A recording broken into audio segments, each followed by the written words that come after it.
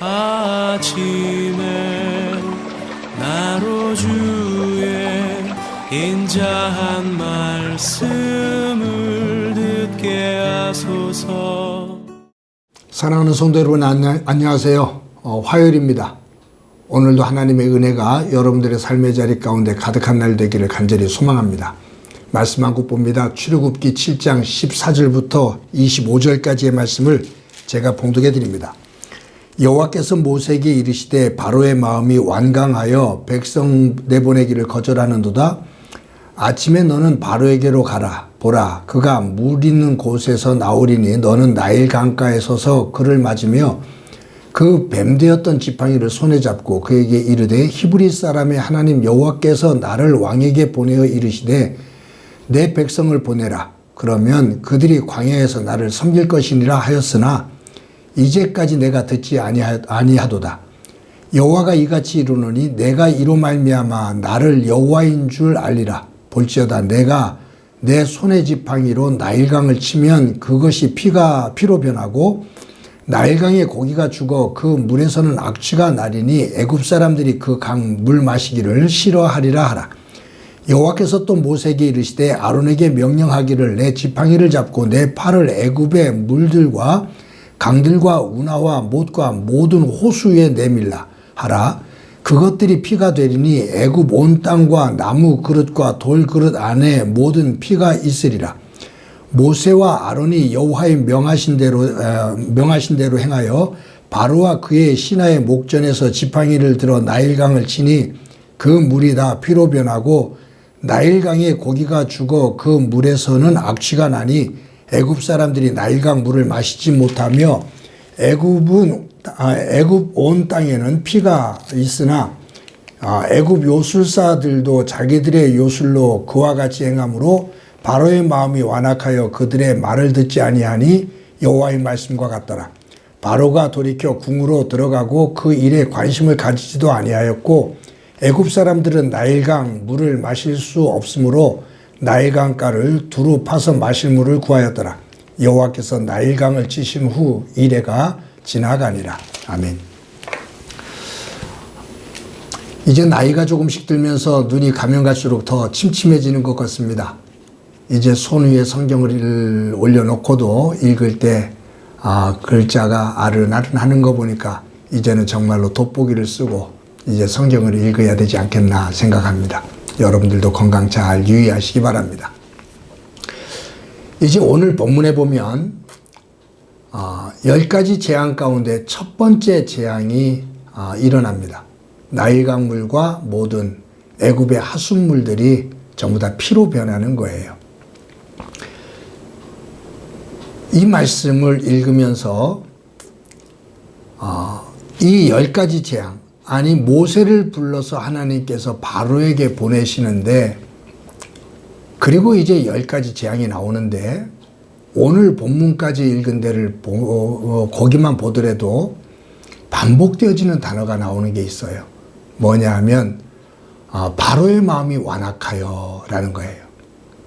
출애굽기 4장 21절부터 이제 나오기 시작하거든요. 그의 마음이 완악하여, 바로의 마음이 완악하다.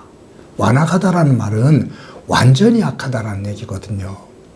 그러니까 정말로 악할 대로 악한 거죠.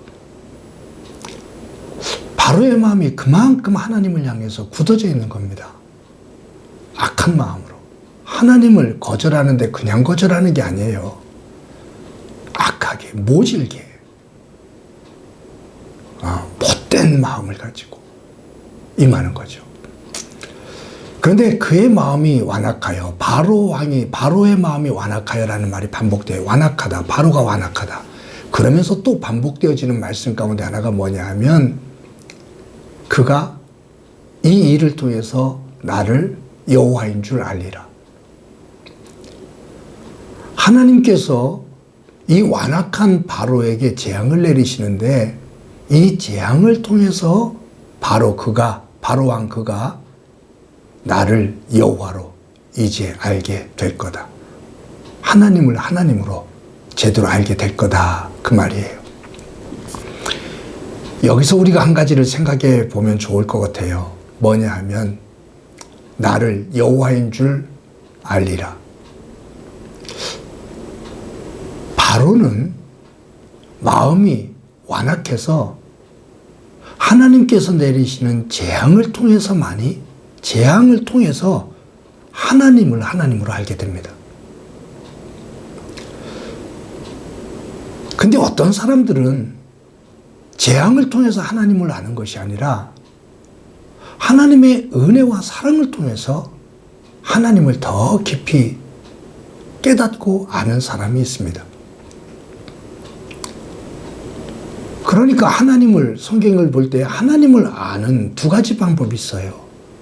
하나는 재앙과 진노를 통해서 하나님을 알게 되는 사람이 있고, 어떤 사람은 하나님의 은혜와 사랑을 통해서 하나님을 아는 사람이 있다, 그 말이에요. 재앙과 진노를 통해서 하나님을 알게 된 대표적인 사람이 바로 왕입니다. 여러분, 저와 여러분들은 하나님을 알 때 무엇을 통해서 하나님을 더 깊이 알아가고 있습니까? 하나님의 은혜와 사랑을 통해서 하나님을 더 깊이 안 사람들이 있다면 그 대표적인 사람들이 노아, 아브라함, 다윗, 아마 신약으로 온다면 수없이 많겠지만 삭개오, 옥합을 깨뜨려 예수님 앞에 향유를 부은 이름을 알 수 없는 여인, 그들은 다 예수님의 사랑, 그 하나님의 은혜, 그것을 통해서 하나님을 안 사람들입니다. 여러분, 오늘 본문만 봐도 오늘 본문 우인 13절, 또 오늘 본문의 14절, 22절 보면 완악하다라는 얘기, 바로가 완악하다라는 표현이 계속 이어집니다. 완악한 마음에는 하나님의 말씀이 씨앗으로 심겨지질 않습니다. 하나님의 말씀은 거룩하고 선하기 때문에 완악한, 악한 마음에는 심어지질 않아요. 겉돌아요. 튀겨나와요. 그런데 그 마음이 하나님 안에서 부드러운 사람, 사모하는 사람, 그들의 마음 속에는 하나님의 말씀의 씨앗이 심겨집니다. 뿌리를 내립니다. 그래서 예수님께서 길가, 가시밭, 돌밭, 옥토, 이것을 말씀하시면서 즉 사람의 마음이 이와 같다. 어떤 사람은 사람의 마음이 길밭, 길가처럼 단단한 굳어있는 사람이 있는가 하면 어떤 사람은 돌밭이 되고 어떤 사람은 가시밭으로 가득 차있는, 가시덩굴로 가득 차있는 그런 사람들의 마음밭이 있다. 거기 하나님의 말씀이 뿌려져도 제대로 꽃을 피우고 열매를 맺지를 못한다. 옥토에 씨앗이 부러지면 30배, 60배, 100배의 결실을 맺는다. 오늘도 저와 여러분들이 가지고 있는 하나님 안에서 우리의 마음밭, 완악한 밭이 아니라 하나님 안에서 겸손한 밭, 하나님을 사모하는 밭, 옥토가 되어져 그곳에 심겨지는 하나님의 귀한 말씀이 뿌리를 내리고 잘 자라 푸르른 잎을 내고 꽃을 피우고 믿음의 귀한 열매를 맺는 삶으로 나아가는 은혜가 있기를 소망합니다. 하나님은 바로를 완악한 자, 완악한 마음을 가지고 있는 자라고 평하고 계신데 저와 여러분은 하나님 안에서 그와 같은 평가가 아니라 하나님의 기뻐하시는 다윗처럼 하나님의 마음에 합한 자의 모습으로 오늘 하루도 살아가는 귀한 날이 되어지기를 주님의 이름으로 간절히 축원합니다. 기도합니다. 하나님, 우리의 마음이 하나님 앞에서 완악한 마음이 되지 않기를 소망합니다.